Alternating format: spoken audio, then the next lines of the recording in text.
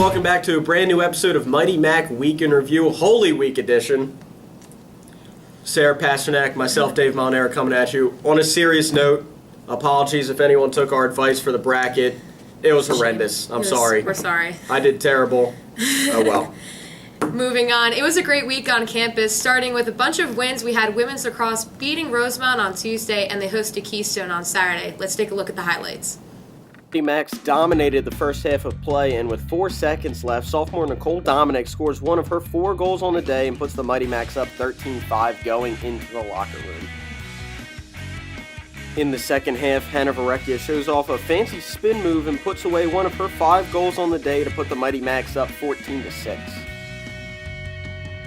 Immaculata would pull away in the second half, and Bailey Cruson finishes up with her first career goal as the Macs would go on to win 20-9. They will play Cabrini at home on Wednesday.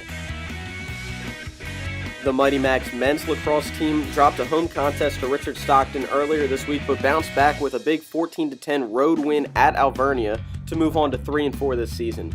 Mike Reardon had a big week with 5 goals and 4 assists. The Mac will open up CSAC play this Wednesday against Gwinnett Mercy. Baseball got started on conference play this week with a big 15-1 victory over Karen. They then hosted the Highlanders on Saturday, looking to finish off the sweep. Let's take a look at the highlights. Eddie Decker got the start and got some help from his defense with this 4-6-3 double play to keep the Macs in front 5-1 early on in the game.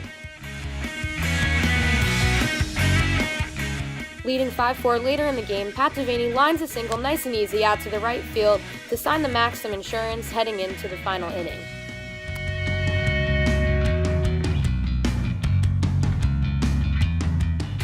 In the 7th inning, Nick Campione came on for the save and got a 1-2-3 inning, finished off by this nice play from Brad Michalik at third base to give IU the 6-4 win.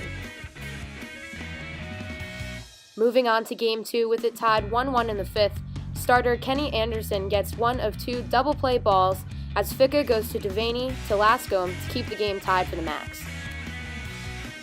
The Macs used small ball to take the lead in a 4-run 6th inning as Brad Michalik placed this bunt perfectly down the third baseline to send the Macs to the 7th up 5-1 comfortably. Although Karen would cut the lead to 5-4, Campione came out for his second save and got a line out to Lascombe at first base to finish off the win for the Macs. The Macs will play Richard Stockton on Tuesday before hosting Muhlenberg on Wednesday. Softball dropped their CSAC opening doubleheader at Cabrini this past Saturday. They will play at Haverford on Tuesday and at Rosemont on Wednesday night. The men's tennis team got their season underway last week. They now sit at a 1-2 record after their first 3 matches, and they will be hosting Eastern today. We got a chance to catch up with junior Steven Smith. Here it is. We're joined here today by Steve Smith, coming in the office, a junior on the Immaculata men's tennis team. Steve, thanks for coming in. Thanks for having me, Dave. No problem. So, men's tennis, big win on the road, big match against Lancaster Bible. Can you talk a little bit about, top to bottom, how the roster did and introduce, some of the players to the crowd for people who don't know the tennis team as well? Yeah, so at 1, Pat Tierno came out with a big win. I think he beat him in 2 sets.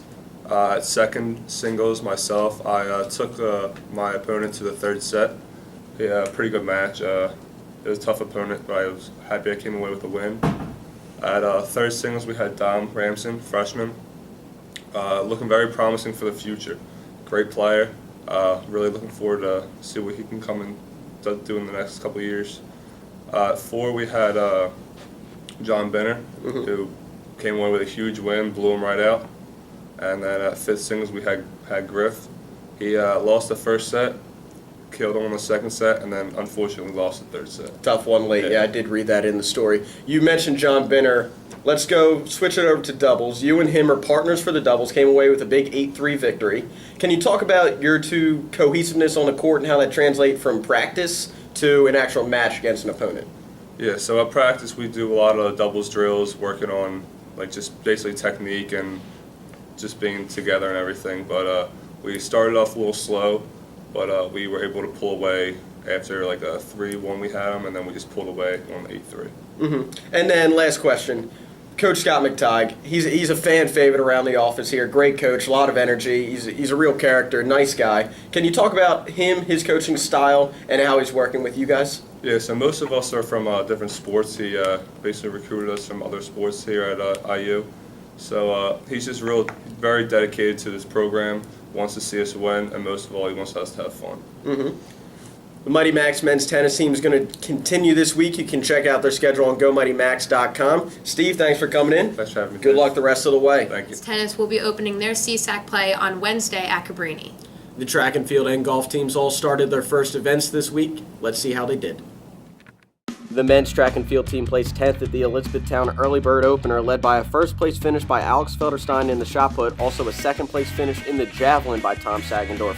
The women placed 11th, with Tara Liska setting a school record in the long jump to finish 6th in her event. The track team will be off until April 2nd. The golf team shot a .336 at the Revolutionary Classic, led by a 79 from senior Aaron Harper. McKenna Tui played well with a round of 83. The golf team will be back in action next Tuesday. Just a reminder, lacrosse doubleheader on Wednesday at Draper Wall Stadium, as well as the baseball team at action at home. Hopefully the weather holds out so we can all attend the games before we head home for break. We would like to wish everyone a blessed Holy Week and a very happy Easter. There will be no episode next Monday, but check out throughout the week for a new episode. That's look like it's going to be all for this week's episode of Mighty Mac Week in Review. I'm Dave Molinaro. And I'm Sarah Pasternak. And go Macs.